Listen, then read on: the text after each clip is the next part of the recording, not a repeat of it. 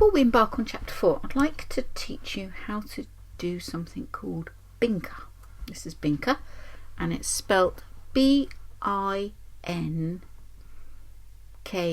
I think. And you can buy it in shops, sort of cloth shops, or Amazon. It comes in a million different colours. I'm going to use these ones because I think it will be easier for you to see. And we're going to make a bookmark. Now have a look. If, like this one, it's been kicking around in the bottom of a drawer for 20 years, can you see how it goes all frayed at the edges? So what we can do is pull those out now and hope everything's going to be okay. Which, if it's just going to be a bookmark gently sitting in the cupboard, it probably, in your book, it probably will be. Or what we'll probably do to this one is edge it.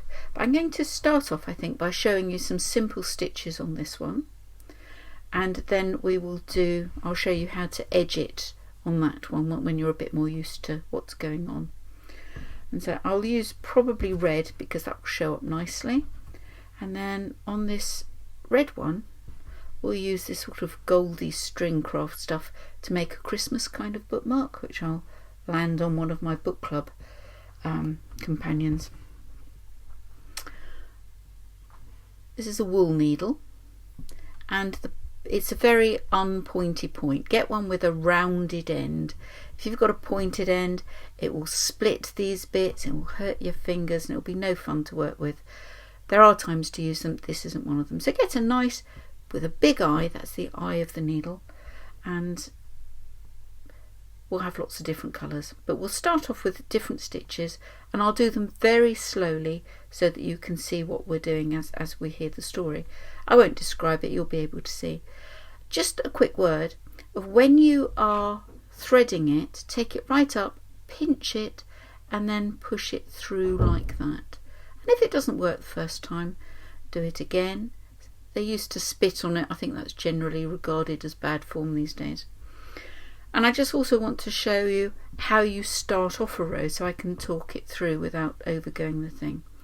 Decide which side is going to be the back side, which is going to be the front. Now that's got a little bit of yellow felt tip, so this is going to be the back side. Now anybody that is a crafter, the first thing they'll do is when you show them their work, so say, oh, isn't that lovely? Second thing they'll do is look at the back, and then they'll decide whether it really is lovely or not. So we're going to thread it under these part stitches. Don't go right up to the edge because that isn't held in.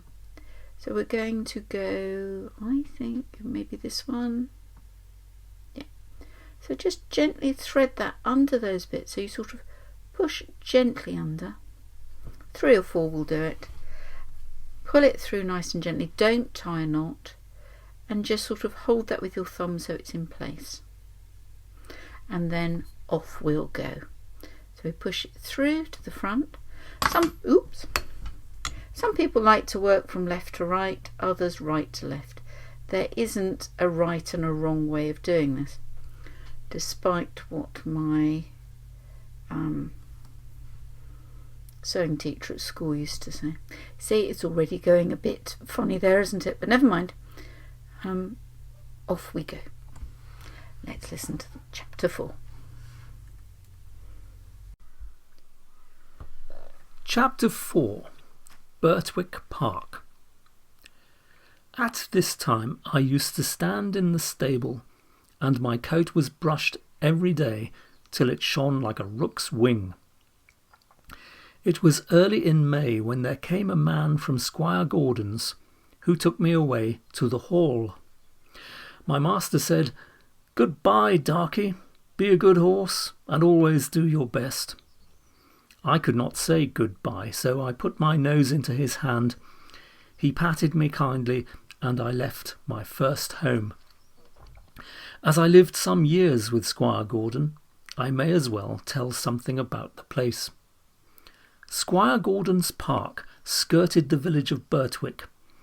It was entered by a large iron gate, at which stood the first lodge, and then you trotted along on a smooth road between clumps of large old trees, then another lodge and another gate, which brought you to the house and the gardens. Beyond this lay the home paddock, the old orchard and the stables. There was accommodation for many horses and carriages, but I need only describe the stable into which I was taken. This was very roomy, with 4 good stalls. A large swinging window opened into the yard, which made it pleasant and airy. The first stall was a large square one, shut in behind with a wooden gate. The others were common stalls, good stalls, but not nearly so large. It had a low rack for hay and a low manger for corn. It was called a loose box, because the horse that was put into it was not tied up, but left loose to do as he liked. It is a great thing to have a loose box. Into this fine box the groom put me. It was clean, sweet, and airy.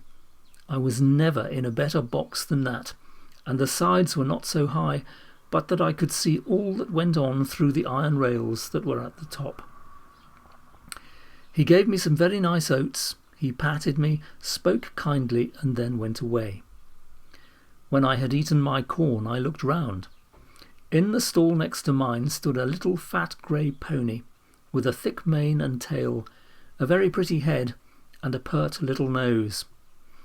I put my head up to the iron rails at the top of my box and said, "How do you do? What is your name?" He turned round as far as his halter would allow, held up his head, and said, "My name is Merrylegs. I am very handsome. I carry the young ladies on my back, and sometimes I take our mistress out in the low chair. They think a great deal of me, and so does James. Are you going to live next door to me in the box?" I said, "Yes." "Well then," he said, "I hope you are good-tempered. I do not like anyone next door who bites." Just then a horse's head looked over from the stall beyond. The ears were laid back and the eye looked rather ill-tempered. This was a tall chestnut mare with a long handsome neck. She looked across to me and said, "So it is you who have turned me out of my box. It is a very strange thing for a colt like you to come and turn a lady out of her own home." "I beg your pardon," I said. "I have turned no one out. The man who brought me put me here, and I had nothing to do with it. And as to my being a colt, I am turned 4 years old and am a grown-up horse. I never had words yet with a horse or mare, and it is my wish to live at peace." "Well," she said, "we shall see. Of course, I do not want to have words with a young thing like you." I said no more. In the afternoon, when she went out, Merrylegs told me all about it. "The thing is this," said Merrylegs. "Ginger has a bad habit of biting and snapping. That is why they call her Ginger. And when she was in the loose box, she used to snap very much. One day she bit James in the arm and made it bleed. And so Miss Flora and Miss Jessie, who are very fond of me, were afraid to come into the stable. They used to bring me nice things to eat, an apple or a carrot or a piece of bread, but after Ginger stood in that box, they dared not come, and I missed them very much.